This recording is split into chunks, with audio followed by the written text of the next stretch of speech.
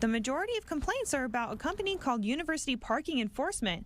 In Provo, it's almost a sport for some of these towing companies to come grab these cars. Hundreds of complaints about the metal jaws of predatory towing companies in Provo have flooded into City Hall. Curtis noted the problem became so big that people have even stopped wanting to live in the Provo area, saying that if they're towed, the fee is outrageous, at least $200. Now, one of the companies listed in at least 25 of the complaints on the mayor's blog is University Parking Enforcement. Hundreds of complaints about this issue have just poured into the mayor's office over the past 24 hours. Some of these tow companies are said to offer incentives to their employees to boot or tow cars, and then those employees are said to have been on the prowl looking for any car out of place to then get that incentive. Here in Provo, don't let that open spot fool you. The city wants you to be aware of predatory towing companies.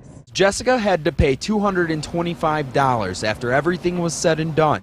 And I had a temporary pass and he didn't see it, he said, and so he booted me, and so I was like, this isn't my car, and I tried showing him that I was a resident here, and he said I still had to pay for it. John Fogg wrote his van was booted while he was running with his kids inside. Melissa King wrote that her date's car was towed while he walked her to the front door. Towing or booting while the owners are just standing feet away from their vehicles.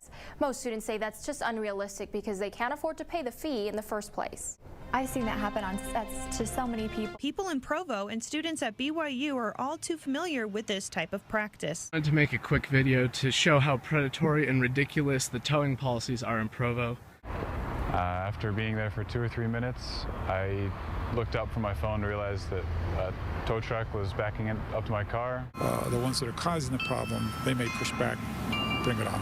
Some empty poles that didn't have any signs on them, so we figured, no, we could park there. And imagine this, parking your car to unload your groceries at your apartment complex. And in a matter of minutes, your ride has been towed. Well, police call it predatory towing. And tow trucks lurking in your parking lot, just waiting to hook up to your car. We feel that the fees are too high. We feel that the companies who are profiting from it should not be able to be the ones that make the determination whether or not a car is parked illegally.